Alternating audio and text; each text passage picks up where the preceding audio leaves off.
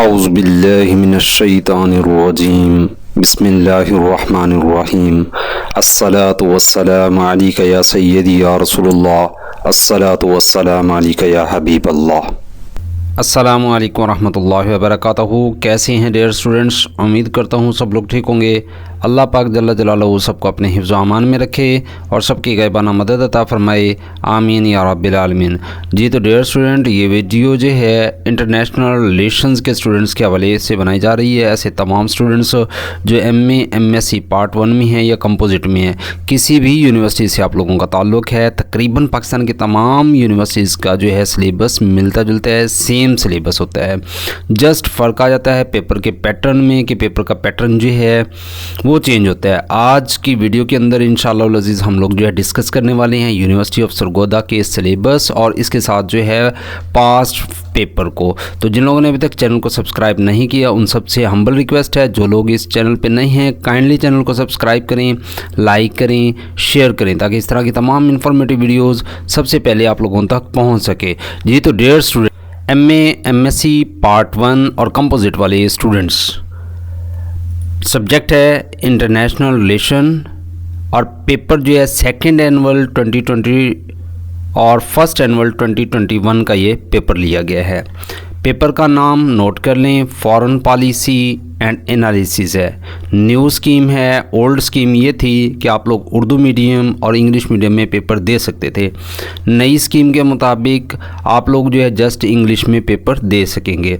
अब इसमें जो है टोटल मार्क्स आप लोगों के 100 होते हैं और इसके अलावा जो टाइम आप लोगों को दिया जाता है वो 3 घंटे होते हैं। 3 घंटे के अंदर आप लोगों ने अपना पेपर जो है मुकम्मल तौर पे कंप्लीट करना होता है। अब इसमें जो है पेपर के 2 हिस्से होते हैं। पहला हिस्सा आप लोगों के पास ऑब्जेक्टिव पार्ट का होता है जो कि कंपलसरी होता है। दूसरा हिस्सा जो है आप लोगों के पास सब्जेक्टिव होता है। अब इसमें जो ऑब्जेक्टिव पार्ट है इसके अंदर आप लोगों को टोटल 10 शॉर्ट क्वेश्चन दिए जाते हैं। हर शॉर्ट क्वेश्चन जो है 2 नंबर का होता है। कुल मिला के आप लोगों के पास 20 नंबर बन जाते हैं। उसके बाद बात आ जाती है सब्जेक्टिव पार्ट की। तो सब्जेक्टिव पार्ट में आप लोगों को मज़ीद 6 क्वेश्चन दिए जाते हैं जो कि आप लोगों ने लॉन्ग क्वेश्चंस लिखने होते हैं। अब इसमें जो है आप लोगों का हर क्वेश्चन 20 मार्क्स पे मुश्तमिल होता है और इस तरह से जो है आप लोगों ने कोई से 4 क्वेश्चन अटैम्प्ट करना होते हैं और कुल मिला के आप लोगों के जो है 80 मार्क्स आप लोगों के लॉन्ग पार्ट में से बन जाते हैं, यानी सब्जेक्टिव पार्ट में से, और 20 मार्क्स आप लोगों के जो है ऑब्जेक्टिव पार्ट में से आ जाती हैं। तो इस तरह से जो है आप लोगों का 100 मार्क्स का पेपर जो है मुकम्मल हो जाता है। अब इसमें जो पासिंग पॉलिसी है 40% वाले स्टूडेंट्स जो है पास होंगे और जो लोग 40% से कम मार्क्स लेते हैं वो फेल हो जाते हैं। अलावा जी यूनिवर्सिटी ऑफ सरगोदा की एक और पॉलिसी है।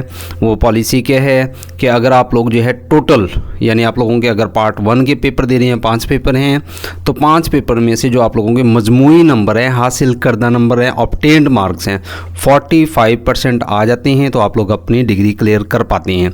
अगर आप लोगों को जो है टोटल नंबर जो है ऑब्टेन नंबर 45% नहीं बनते तो आप लोग एज ए होल हो जाते हैं, चाहे आप लोग पार्ट 1 में हैं, चाहे आप लोग पार्ट 2 में हैं या कंपोजिट पेपर दे रही हैं। तो मुझे उम्मीद है कि अब तक के तमाम जो है पॉइंट्स आप लोगों के क्लियर हो चुके होंगे कि किस तरह आप लोगों का पेपर आता है, पेपर में कितने पार्ट्स होते हैं और इसके साथ जो है आप लोगों ने जो है कितने मार्क्स लेना होते हैं और कितने परसेंटेज वाले जो है अपनी डिग्री क्लियर कर पाते हैं। अब इसके बाद बात आ जाती है जी इसके शॉर्ट क्वेश्चन और लॉन्ग क्वेश्चन की। जी तो डियर स्टूडेंट, क्वेश्चन पेपर को रीड कर लेते हैं। पहले यहाँ पे उसने नोटिफिकेशन दिया है ऑब्जेक्टिव पार्ट इज़ कंपलसरी, कि जो ऑब्जेक्टिव पार्ट है वो कंपलसरी है, लाजमी है। Attempt any 4 question from subjective part, कि जो सब्जेक्टिव पार्ट है उसमें से आप लोगों ने कोई से 4 क्वेश्चन अटेम्प्ट करनी है। ऑब्जेक्टिव पार्ट के अंदर क्या कह रहा है, right short answers of the following in 2 और 3 lines each on your answer sheet. क्या कहना चाह रहा है कि आप लोगों ने जो है नीचे दिए गए शॉर्ट सवालात के जवाबात 2 से 3 लाइनों के अंदर जो है देने हैं और इसके अलावा जो है उसने टोटल पार्ट्स कितने दिए हैं, 10 अदद जो है आप लोगों को शॉर्ट क्वेश्चन दिए हैं। चलें जी, पहला शॉर्ट क्वेश्चन जो है रीड कर लेते हैं। डॉलर डिप्लोमेसी के मुतालिक पूछना चाह रहा है कि डॉलर डिप्लोमेसी क्या होता है। नेक्स्ट शॉर्ट क्वेश्चन उसने दिया है ब्यूरोक्रेटिक पॉलिटिक्स मॉडल क्या होता है। थर्ड शॉर्ट क्वेश्चन है CNN फैक्टर। नंबर 4 पे जो है उसने शॉर्ट क्वेश्चन दिया है रैली अराउंड द फ्लैग, इसके अबाउट जो है आप लोग क्या जानते हैं। नंबर 5 पे जो है उसने शॉर्ट क्वेश्चन दिया है व्हाट इज़ सीज मेंटेलिटी। छठे नंबर पे उसने क्वेश्चन दिया है कैपिटलिज्म से क्या मुराद है, कलेक्टिव सिक्योरिटी क्या होती है। और नंबर 8 पे जो है शॉर्ट क्वेश्चन है हमारे पास कलेक्टिव डिफेंस के बारे में आप क्या जानते हैं। और नंबर 9 पे जो शॉर्ट क्वेश्चन दिया है कंटेनमेंट क्या होता है। और नंबर 10 जो है डिफ़ाइन करने आप लोगों ने कम्युनिज़म कि कम्युनिज़म क्या होता है। तो डियर स्टूडेंट ये थे वो सारे शॉर्ट क्वेश्चन जो क्वेश्चन पेपर के अंदर दिए गए थे। अब बात आ जाती है सब्जेक्टिव पार्ट की कि सब्जेक्टिव पार्ट के अंदर जो है कौन कौन से क्वेश्चन दिए गए हैं, जिसमें जो है आप लोग देख सकते हैं क्वेश्चन नंबर 2 दिया गया है discuss the role of foreign policy and its purpose in world politics. उसके बाद लॉन्ग क्वेश्चन थर्ड है हमारे पास why is naval power an important component of foreign policy for many countries. Next question number 4 है हमारे पास discuss the determinants of Chinese foreign policy. Question number 5 दिया गया है highlight the effects of domestic politics on foreign policy decisions making. Question number 6 दिया है critically analyse US foreign policy of interventionism in post 9/11 era. Question number 7 दिया गया है can the news media drive foreign policy. तो dear student ये था question paper जो दिया गया था। अब चलते हैं इसके आंसर्स की तरफ, 1 बाय 1 जो है इनको जो है रीड आउट करते चलते हैं।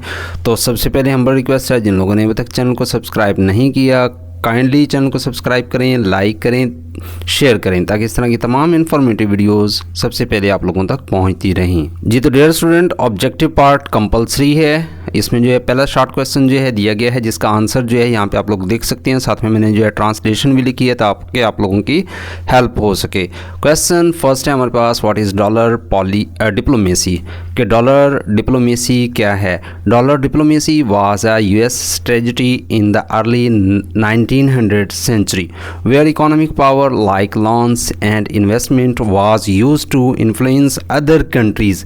क्या कहना चाहते हैं कि डॉलर डिप्लोमेसी जो है सन 1900 के अवाइल में एक अमेरिकी हिकमत अमली थी जहां कर्ज़ों और सरमायाकारी जैसी मुआशी ताकत को दूसरे ममालिक पर असरअंदाज होने के लिए इस्तेमाल किया जाता था। The goal was to promote American businesses and interests abroad, especially in Latin America and East Asia। क्या मतलब है, इसका मकसद जो है बैरून मुल्क ख़ास तौर पर लातीनी अमेरिका, ठीक हो गया, और मशरक़ी एशिया में जो है अमरीकी कारोबार और मफादात को क्या था, फ़रोग़ देना था। This diplomacy aimed to achieve political goals through economic means। इस पॉलिसी का मकसद मुआशी ज़राए से सियासी मकासद हासिल करना था। तो डियर स्टूडेंट ये थी डॉलर डिप्लोमेसी की डेफिनेशन। यानी इसके अंदर क्या कहना चाह रहा है डॉलर डिप्लोमेसी के अंदर कि ये 1900 सेंचुरी के अंदर जो है इसकी बुनियाद रखी गई। किसने रखी, अमेरिका ने रखी। और इसमें क्या यानी इसका पर्पज़ था कि दूसरे कंट्रीज़ को जो है अमेरिका क्या कर्जा फराहम करता है, सरमायाकारी करता है और अपनी मुआशी ताकत को जो है बढ़ाता है और इसमें जो है अपने कारोबार को जो है चमकाता है। बस यही जो है यानी डॉलर डिप्लोमेसी है। जी तो dear student next short question है हमारे पास what is bureaucratic politics model. Bureaucratic politics model क्या है, आंसर की तरफ मूव होते हैं। The bureaucratic politics model is a theory that suggests government decisions a result from conflicts and compromises among different agencies and departments rather than a rational process। क्या कहना चाह रहा है, ब्यूरोक्रेटिक पॉलिटिक्स मॉडल एक नज़रिया है जो तजवीज़ करते हैं, सजेस्ट करते हैं कि हुकूमती फ़ैसले अक़ली अमल की बजाय मुख्तलिफ़ एजेंसियों और महकमों के दरमियान जो कन्फ्लिक्ट्स हैं, तनाज़ात हैं और उनके समझौतों के नतीजे में होते हैं। It emphasizes how bureaucrats with varied interests and goals influence policy outcomes through negotiation and competition with the government। क्या कहना चाहता है यहाँ पे, ये इस बात पर ज़ोर देते हैं कि किस तरह मुख्तलिफ़ मफादात और अहदाफ के हामिल ब्यूरोक्रेट्स हुकूमत के अंदर जो है गुफ्तगू व शनीद और मुसाबकत के ज़रिए जो है पॉलिसी के नताइज को मुतासिर करती हैं। नेक्स्ट क्या कहना चाह रहा है यहाँ पे, दिस मॉडल जो है highlights the internal dynamics of decisions making in complex organisation. क्या कहते हैं यहाँ पे, ये मॉडल जो है पेचीदा तंजीमों में फ़ैसला साजी की अंदरूनी हरकयात को नुमायाँ करता है। इसमें डियर स्टूडेंट्स नॉर्मल सी एक बात है कि ब्यूरोक्रेटिक जो पॉलिटिक्स मॉडल है उसके बारे में उसने पूछा है। आप लोगों ने सिंपल वर्डिंग के अंदर जो है जस्ट इतना लिखना है कि जो ब्यूरोक्रेटिक मॉडल है ये एक ऐसा नज़रिया है जो कि मुख्तलिफ़ एजेंसियों और महकमों के दरमियान जो तनाज़ात हैं उनको जो है यानी ख़त्म करवाता है और समझौतों के अंदर जो है उनको रिज़ल्ट देता है, यानी उनके जो है तनाज़ात को जो है ख़त्म करवाता है। सो सिंपल सी एक यानी इसमें जो आप लोगों ने डेफिनेशन यहाँ पे पुट करनी है। जी तो dear student next short question है हमारे पास, व्हाट इज़ CNN फैक्टर, कि CNN फैक्टर क्या है, कैसे इफ़ेक्ट होता है। आंसर की तरफ चलती हैं। The CNN factor is a theory in political science. क्या है कि सियासी साइंस और मीडिया स्टडीज़ में CNN असर जो है एक नज़रिया है। And media studies which states that global television networks play a significant role in determining the action policy makers take the outcomes of events। क्या कहना चाहते हैं कि सियासी साइंस और मीडिया स्टडीज़ में CNN असर एक नज़रिया है जिसमें कहा गया है कि आलमी टेलीविज़न नेटवर्क पॉलिसी साज़ों के इक़दामात और वाक़यात के नताइज के तयन में अहम किरदार अदा करते हैं। जी तो डियर स्टूडेंट क्वेश्चन नंबर 4 है हमारे पास, what do you know about rally around the flag. आप परचम के गिर्द रैली के बारे में क्या जानते हैं, डिस्कस करें। आंसर है हमारे पास, the rally around the flag effect or syndrome is a concept used in political science and international relations to explain increased short-run popular support of a country's government or political leaders during periods of international crisis or war। क्या कहना चाहते हैं कि rally around the flag effect या syndrome सियासी science और बैनुल-अक़वामी ताल्लुकात में इस्तेमाल होने वाला एक तसव्वुर है जो बैनुल-अक़वामी बहरान या जंग के दौरान किसी मुल्क की हुकूमत या सियासी रहनुमाओं की कमी यानी कलील मुद्दती अवामी हिमायत के लिए क्या होती है, वजाहत के लिए जो है इस्तेमाल की जाती है। जी तो dear student next short question number 5 है हमारे पास, व्हाट इज़ सीज मेंटेलिटी यानी मुहासरे ज़हनियत से क्या मुराद है। आंसर है हमारे पास, it is a collective state of mind in which a group of people believe themselves constantly attacked, oppressed और isolated in the face of the negative intentions of the rest of the world.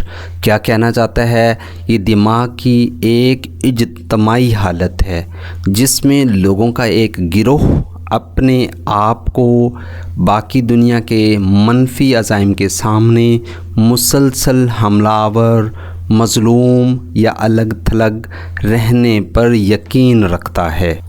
although a group phenomenon, the term describes both the emotions and thoughts of the group as a whole and as individuals।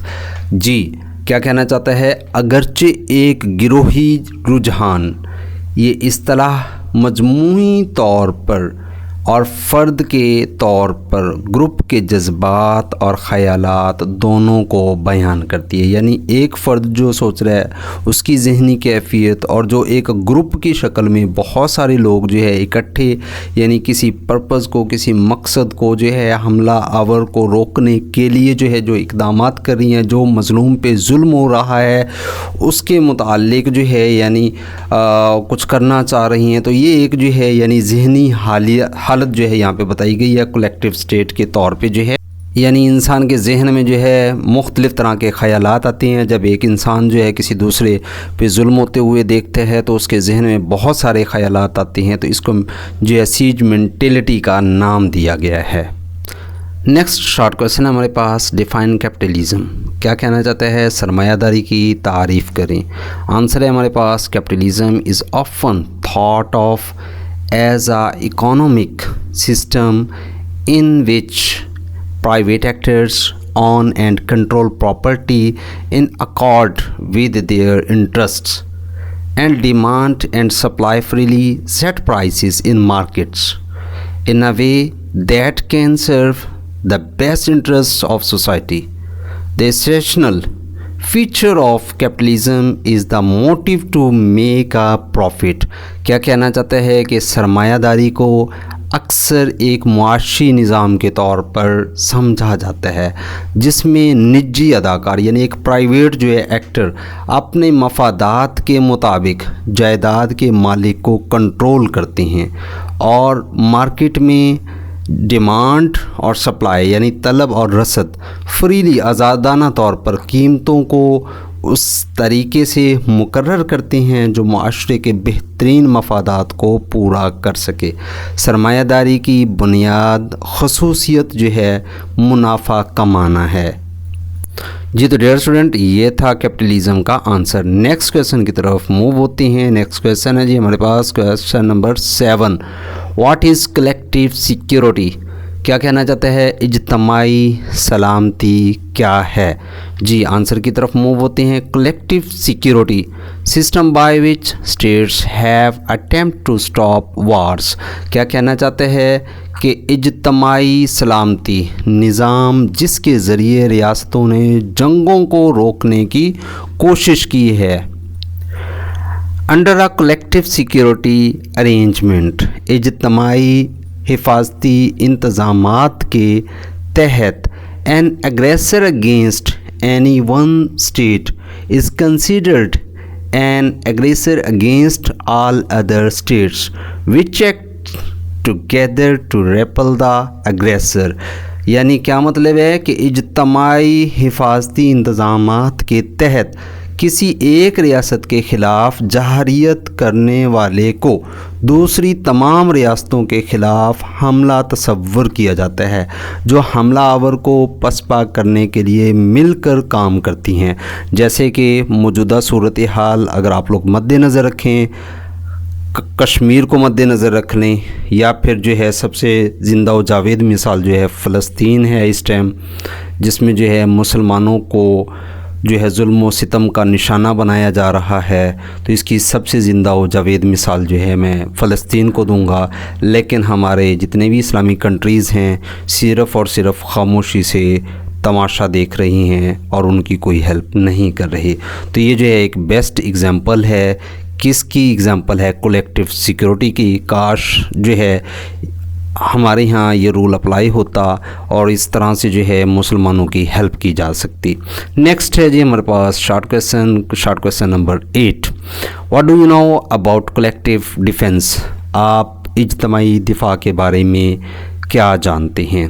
Answer है जी, collective defence means that an attack against the ally is considered as an attack against all allies. क्या मतलब है? इज्तमाई दिफा का मतलब ये है कि एक इत्तेहादी के ख़िलाफ़ हमला तमाम इत्तेहादियों के ख़िलाफ़ हमला समझा जाता है। The principle of collective defence is enshrined in article 5 of the north Atlantic treaty. क्या कहना चाहते हैं कि मुश्तरका दिफा का उसूल शुमाली बहरी उकियानूस के मुआहदा के आर्टिकल 5 में दर्ज है। जी तो dear student, next short question है हमारे पास, डिफाइन कंटेनमेंट।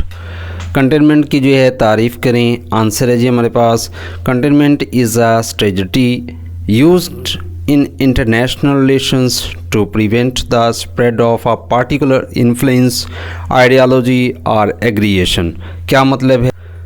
यानी कंटेनमेंट जो है एक हिकमत अमली है जो बैनुल अक़वामी ताल्लुकात में किसी ख़ास असर व रसूख, नज़रिए या जहरियत के फैलाव को रोकने के लिए इस्तेमाल की जाती है।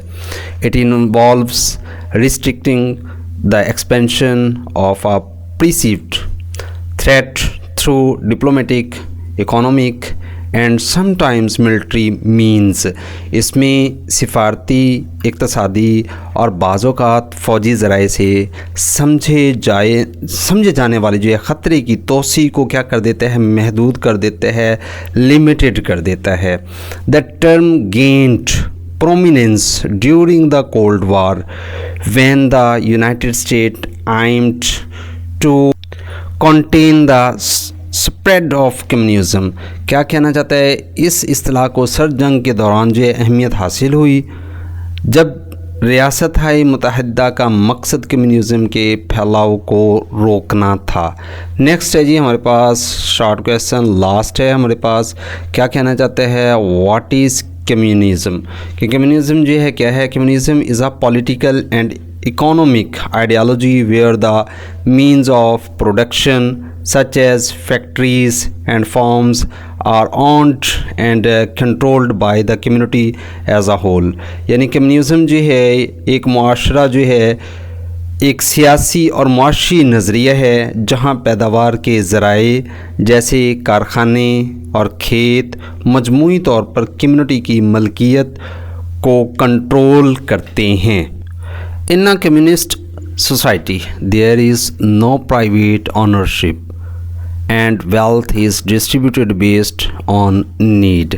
क्या कहना चाहते हैं, कम्युनिस्ट मुआशरे में जो है कोई निजी मलकियत नहीं होती और दौलत ज़रूरियात की बुनियाद पर तकसीम की जाती है। The goal is to create a classless and stateless society with shared ownership and equality।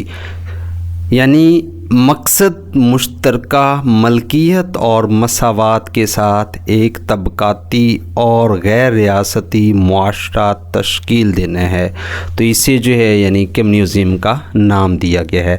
Next dear student, यहाँ पे आ जाता है जी सब्जेक्टिव पार्ट। सब्जेक्टिव पार्ट के अंदर जो है लॉन्ग क्वेश्चन नंबर 2 दिया गया है, discuss the role of foreign policy and its purpose in world politics.